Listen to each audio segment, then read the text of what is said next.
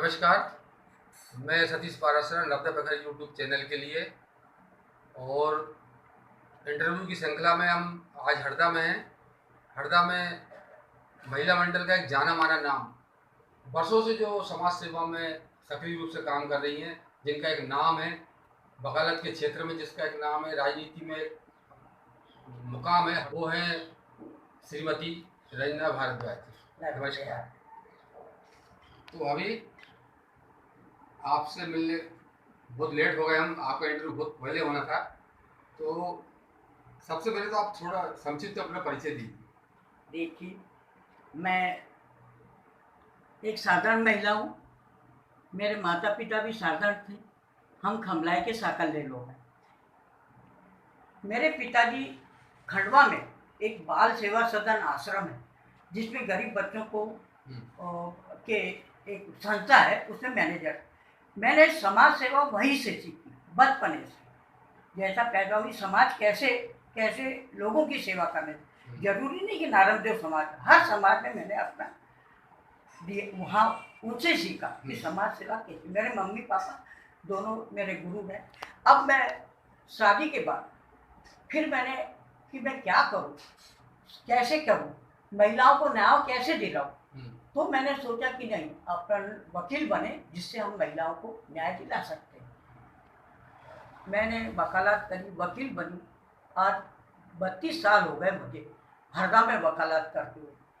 हर क्षेत्र की महिलाओं को मैंने बहुत मदद करी। इवन मैंने नारायणदेव समाज की कुछ ज़्यादा ही मदद करी, जिसमें उनके परिवार बचाए, उनके संयुक्त परिवार को संगठित करा, जिस तरह की समझाई देनी थी दी। और मेरा मेन उद्देश्य है महिलाओं के पक्ष में बात करना, भले महिला कितनी गलत हो, क्योंकि महिला बहुत उत्पीड़ित हो रही है इस वक्त। जो माहौल चल रहा है उसमें महिला, इसी कारण से मैं आगे बढ़ी। मैंने समाज को लेकर मैं 5 साल तक अखिल भारतीय नारायणदेव समाज के अध्यक्ष रही और राजनीति में भी जिला अध्यक्ष रही। मैं कांग्रेस पार्टी बिलोंग करती हूँ। फिर मैंने इतने सालों में मैंने आज न्यायालय में मैं महिला उत्पीड़न, कार्य स्तर पर महिला उत्पीड़न की थाने में भी, पुलिस थाना हरदा में भी मुझे कई साल तक महिला उत्पीड़न में निवारक केंद्र में मुझे सदस्य बनाया गया है। मैंने अपनी सेवाएं हर क्षेत्र में देती रही। मैंने कभी प्रचार प्रसार नहीं किया। जो लोग जानते हैं, समझते हैं कि मैंने क्या सेवा करना है, कैसे करना है। बस ये मुझे दुख लगता है कि आज के ज़माने में महिलाओं को बहुत उत्पीड़ित किया जाता है।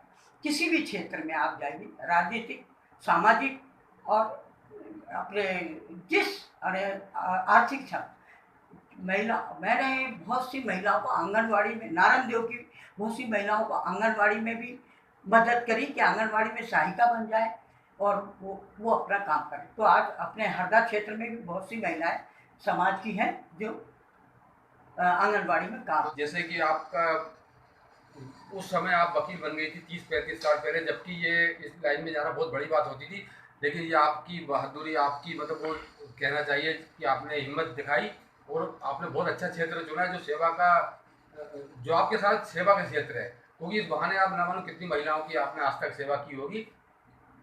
तो आप जब इतने समाज से जुड़े हैं, परिवार से जुड़े, तो इसमें एक विषय ये आता है कि परिवार टूटने का इस समय मुख्य कारण आप क्या देखती हैं?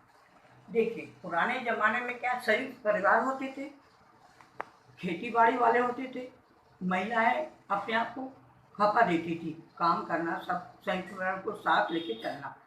अब क्या हो गया है कि आज के ज़माने में एक बच्चा, कम सीमित परिवार, फिर भी महिलाएं अपने आप को, जो लड़कियां हैं शादी करके जाती, वो अपने को खपा नहीं पा रही है कि हम संयुक्त परिवार में रहें। वो चाहते कि मेरा पति बाहर निकल जाए, कहीं और दूर नौकरी करे, और हम अपने प्रतिभाएं या कुछ भी सोच लो कि हमारी इच्छाएं जो महत्वाकांक्षी रहते हैं, हम अलग से उनको आगे बढ़ाएं।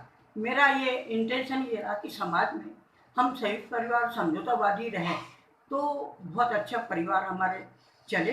पर आजकल मैं लड़कियों को भी मैं चाहूँगी कि आप चाहती हैं कि मेरे मायके का परिवार, मेरे भाई बहन मेरी माँ को जितना सम्मान देते हैं, मेरी भाभी मेरे माता पिता के साथ अच्छे से रहती, वैसे ही उसे भी इस ससुराल पक्ष के साथ व्यवहार करना चाहिए। क्योंकि हम पढ़े लिखे हो गए इसका ये मतलब नहीं कि हम संस्कार छोड़ दें। हाँ, संस्कार। तो मैं लड़कियों से हाथ जोड़ के निवेदन करूंगी कि आज छोटे परिवार हो गए, आप अपने आप को आपको आजकल के ज़माने में सास ससुर वो नहीं रहे जो पुराने ज़माने में थे। पुराने ज़माने में भी इतने बुरे सास ससुर नहीं रहे, मुझे नहीं लगा। ये आदर्श कास्ट में होता, हमारी समाज में कुछ नहीं होता इस मामले में। सास ससुर या जो परिवार के सदस्य हैं बहुत अच्छा बेटी मान के रखते हैं, और थोड़ा बहुत ऊंच नीच हो जाए तो समझौता करना चाहिए। और टूटने का मेन उद्देश्य ये है कि बाहर जो लड़के जा रहे हैं वो गलत आदतों में लिप्त हो गए, इसी कारण महिलाएं उनके साथ रहने में, लड़कियां उनके साथ रहने में थोड़ा सा डरने लगी। हाँ। ये बात ज़्यादा मैं जोर दूंगी कि आजकल लड़के जो संगतियां बुरी हो रही उसमें परिवार को अपने पीड़ित करते हैं, महिला को पीड़ित करते हैं, तो महिला उनको छोड़ छोड़ के थोड़ा सा विवाद होता है और अलग रहने की कोशिश करती है। मैं चाहती हूँ कि उसमें नहीं तो अपनी ऐसों को अगर जैसे जो करते हैं, मतलब जो इस तरह का परेशान करते हैं, कुछ करते हैं, तो ऐसे परिवारों को आखिर समाज के स्तर पर कोई ना कोई पनिशमेंट का तो प्रावधान होना चाहिए, क्योंकि अपने समाज से डर खत्म हो गया लोगों का आजकल। नहीं, हमारे समाज में, हमारी महासभा में कोई ऐसा कानून नहीं है, ना कोई ऐसी वो है हाँ। कि हम उसको छोड़ दें।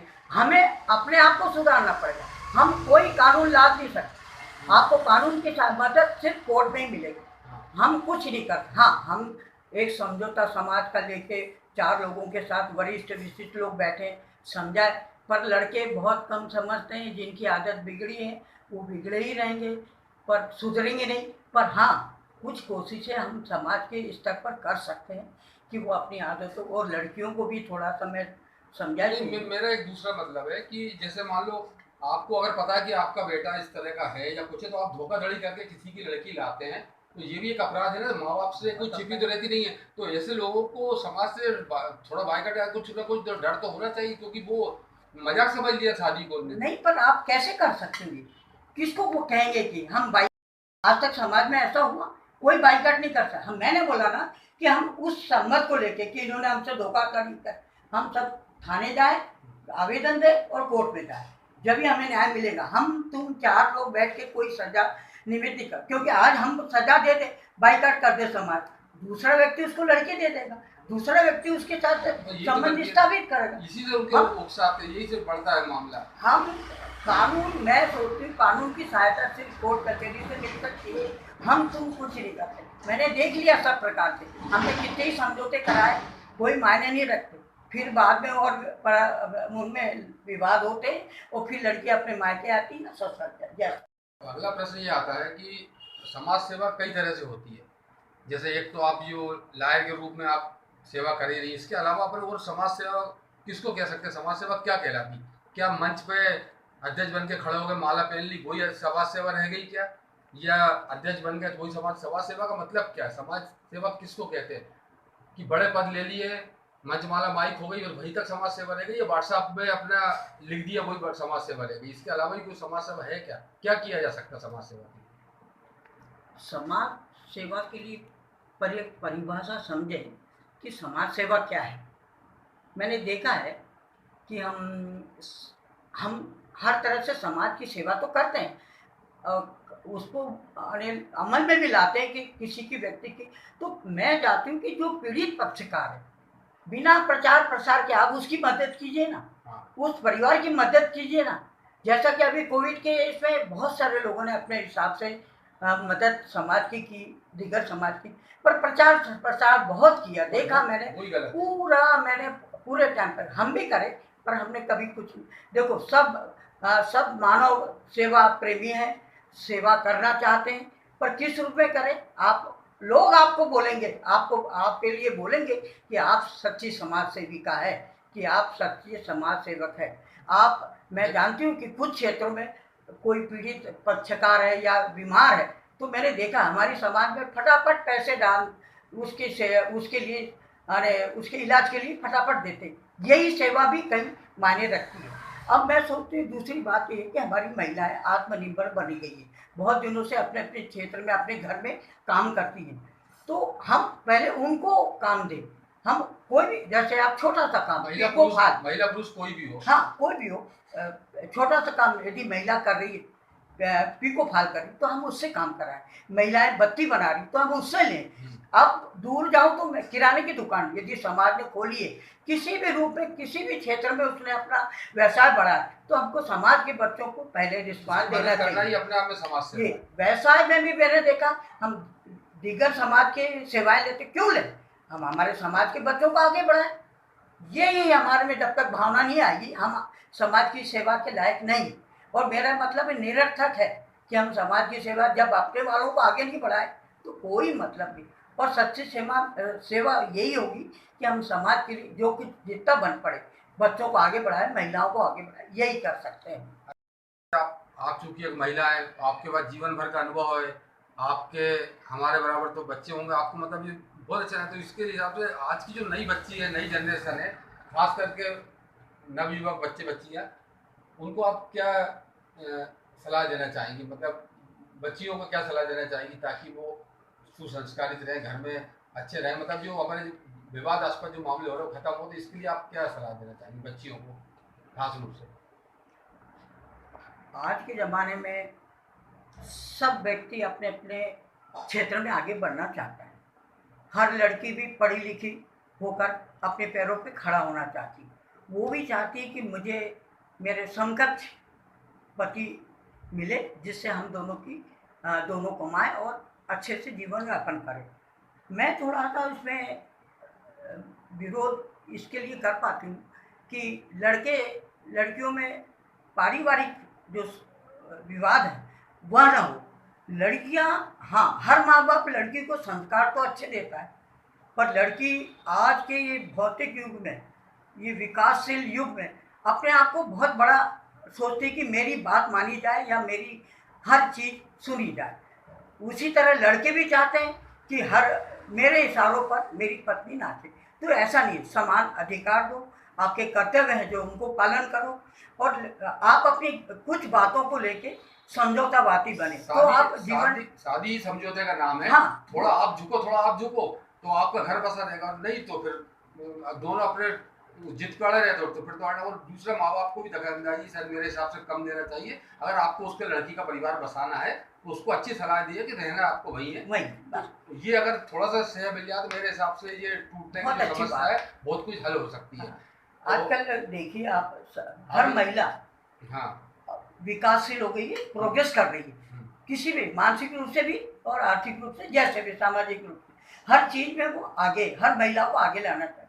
तो मैं बच्चियों से तो यही करूंगी कि आप अपने काम में जैसा आपको परिवार में रहना चाहिए, आगे बढ़े, लेकिन संस्कार ना छोड़ो, अपने घरों बड़े लोगों का सम्मान करें। अब आप रात दिन कोर्ट में रहते हैं, आपके पास तो बहुत मामले आते हैं ये संबंध टूटने के और इसके उसके सगाई टूटने के। तो आखिर ये कारण इसका आप क्या देखती हैं? देखिए, आज की तारीख में मैं बता दूं सही कि कोई भी समाज हो या कोई भी लड़की हो, सगाई हुई, उसके बाद वो अपने होने वाले पति से जो रात दिन बात करती है वो गलत बात हो जाती है। क्योंकि एक एक दो दो घंटा आप बात करेंगे तो कहीं ना कहीं ऊंच नीच बात हो जाती है, अपनी चॉइस बताना, थोपना चाहती हो, तो लड़का फिर वो सोचता है कि बाप रे ये कैसे। सगाई टूटने या जो भी मन मुटाव होने का मुख्य कारण मोबाइल है। मैंने देखा है कि कई लड़कियां क्या होती हैं, सुबह उठी, हाँ मम्मी क्या हो रहा है, हाँ मम्मी पापा क्या, रोज सुबह शाम आप अपने माँ बाप से बात करेंगे तो, और घर की बात करेंगे, ससुराल की बात करेंगे कि आज मेरी सास ने ये करा, आज ससुर ने ये क्या, आज ही तो क्या थोड़ा विवाद की स्थिति में आपको इस मामले को, अरे मोबाइल को छोड़ना पड़ेगा। आप अपने दोस्त से भी बात करते हैं तो आपको देखना पड़ेगा कि मैं कितनी देर तक बात करूं। थोड़ा ऐसा जिस बात से विवाद ना बढ़े ऐसी बात कीजिए। हाँ, पहले लड़कियां मायके आती थी, वार त्योहार पे आती थी, बाकायदा अपना उपस्थिति दर्ज कराती थी, कोई विवाद नहीं होता। साल में 2 बार आओ ना आप, मायके में कौन आने को मना कर, पर एक लिमिटेशन रखिए कि अपने मायके वाले आप पर हावी न हो, आपके ससुराल पे हावी ना हो कि हमारी बेटी ऐसा और हमारी। आजकल क्या है, आप लोगों को सब तो स्वतंत्रता है, बेटियों को क्या स्वतंत्रता नहीं दे रहे माँ बाप। मेरा सास ससुर सब दे रहे हैं वो। आप खूब घूमो फिरो, पिक्चर जाओ, जितना दोस्त बनाओ, अपनी पार्टियां करो, कोई मदद मना नहीं करता। पर ये थोड़ा सा मेरे हिसाब से मायके से थोड़ा मोह अपन को दूर करना पड़ेगा, जब भी हम सक्सेस परिवार में हो नहीं, सकते। मायके वालों को भी अगर उसका घर बसा के रखना है तो उसको गलत सलाह ना दें, मतलब हाँ, ये तो पक्की बात है कि अगर आप असली में क्या माँ बाप तो नहीं, बेटी अगर आपसे कहती है तो उसको समझाया जाए कि आप वो उनसे तो एडजस्ट सही करो, बात है। रहना पर आपको मेरे भाई। हिसाब से क्या होता है, माँ बाप का आंखों का तारा होता है लड़की। वो चाहते हैं कि ये सुखी रहे, वो ये नहीं चाहते कि विवाद हो और परिवार में बिगाड़ हो। पर कहीं जगह थोड़ी सी विवाद की स्थिति के लिए मायके वाले भी जिम्मेदार हैं आप मेरे हिसाब से। चलो, क्योंकि थोड़ा धन्यवाद। प्रोत्साहित करेंगे लड़की को तो वो लड़की को आपसे बात का तो ऐसा है कि मुझे लगे मैं हजारों प्रश्न मेरे मन में है, घंटों बात हो सकती है, लेकिन चूंकि समय के पाबंदी है इसलिए आपका बहुत बहुत धन्यवाद, आपने हमें लिए समय दिया। ये थी हरदा क्षेत्र की नामी एडवोकेट, समाज सेवी, पूर्व महासभा महिला महासभा अध्यक्ष श्रीमती रंजना भारद्वाज। अब मिलते हैं अगले वीडियो में किसी और शख्सियत से, तब तक के लिए नमस्कार। नमस्कार।